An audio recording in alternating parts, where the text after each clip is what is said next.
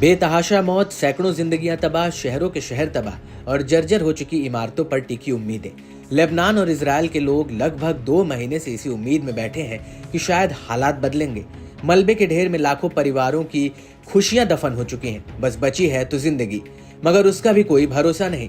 अचानक एक बम या रॉकेट आता है और कई जिंदगियां तबाह कर जाता है। शहरों में जहां अस्पताल, स्कूल और पार्क होने चाहिए, वहां बंदूकें, तोप, गोली और टैंकर हैं। जरा सोचिए कितना दिल दहलाने वाला होगा वहां, जहां किसी भी पल एक धमाके से किसी के जिगर के टुकड़े की जान चली जाती है। जो बच्चा कुछ देर पहले मुसीबत के मंजर में भी खुशी ढूंढ रहा था, वो दर्द से तड़पते हुए हाथों में ही दम तोड़ देता है।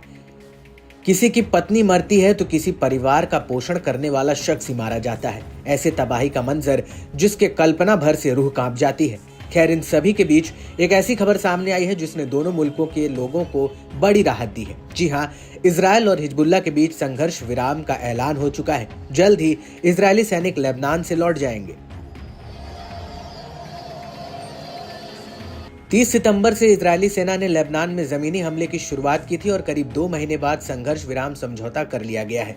भारतीय समय के मुताबिक 27 नवंबर 2024 की सुबह करीब 7:30 बजे सीज फायर लागू हो चुका है। लेकिन अब सवाल ये भी उठ रहा है कि ऐसी क्या वजह है कि चारों ओर से मिल रहे दबाव के बावजूद गाजा में सीज फायर से इनकार करने वाले नेतन्याहू को इस डील के लिए मजबूर होना पड़ा।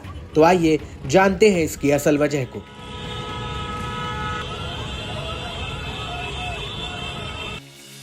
पहली वजह, ईरान के हमले का खतरा।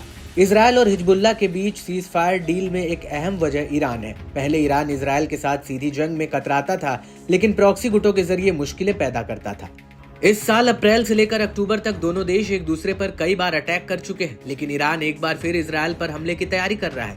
ईरान ने साफ धमकी दी है कि यह हमला पहले के हमलों से अधिक घातक होगा। आशंका है कि अगर ईरान इजराइल पर हमला करेगा तो फुल फ्लेजेड वॉर शुरू हो सकती है।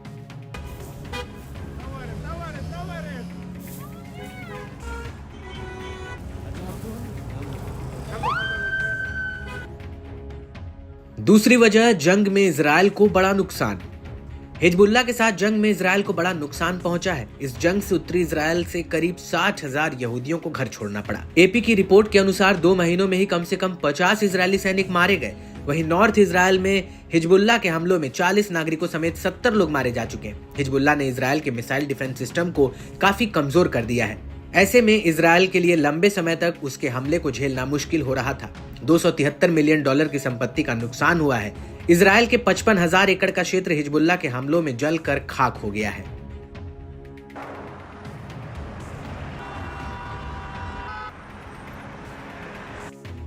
तीसरी वजह है लंबे युद्ध से सैनिकों पर बुरा असर। इजराइल एक साथ कई फ्रंट पर युद्ध लड़ रहा है, जिससे उसे काफी नुकसान पहुंच रहा है। माना जा रहा है कि एक फ्रंट पर युद्ध रोककर नेतन्याहू अपने सैनिकों को ब्रेक टाइम देना चाहते हैं, जिससे इजरायली सैनिक दोबारा पूरे जोश के साथ जंग के लिए ज्यादा मजबूती से तैयार हो सकें। एक रिपोर्ट के मुताबिक सैनिक और अधिकारी युद्ध की मानसिक थकान की भी शिकायत कर रहे हैं। रिपोर्ट्स के मुताबिक कई सैनिक तो post traumatic stress disorder PTSD से भी जूझ रहे हैं। CNN ने अपनी रिपोर्ट में दावा किया था कि 130 से ज्यादा रिजर्व सैनिकों ने नेतन्याहू को पत्र लिखे हैं। इस पत्र में सैनिकों ने साफ कर दिया था कि वो गाजा में सीज फायर डील होने तक आर्मी में सेवा नहीं देंगे।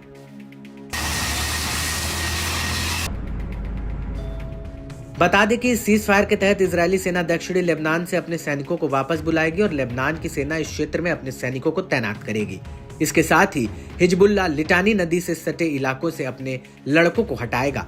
इस युद्ध विराम के लिए तैयार इजरायली पीएम नेतन्याहू ने यह कहते हुए एक बयान जारी किया है कि इजराइल ने हिजबुल्लाह को दशकों पीछे ढकेल दिया। आइए सुनते हैं उन्होंने क्या कहा। חיזבאללה בחר לתקוף אותנו משם ב-8 באוקטובר. חלפה שנה, זה כבר לא אותו חיזבאללה. החזרנו אותו עשרות שנים אחורה.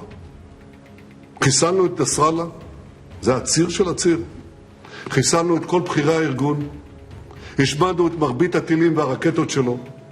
חיסלנו אלפי מחבלים.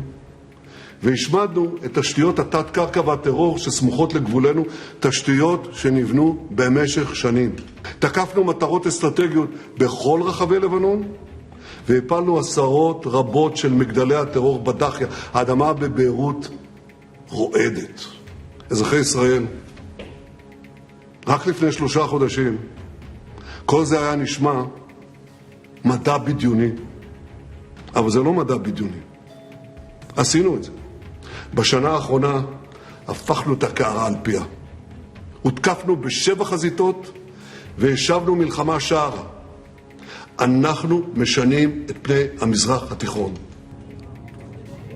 नेतन्याहू की बातों से अब साफ है कि युद्ध विराम का समय इस बात पर निर्भर करता है कि लेबनान में क्या होता है। अगर हिजबुल्लाह समझौते को नहीं मानता है तो इजराइल की ओर से फिर से हमला हो सकता है, या हिजबुल्लाह फिर से इजरायली सीमा के पास अपनी गतिविधियां जारी करने की कोशिश करता है तो हमला हो सकता है।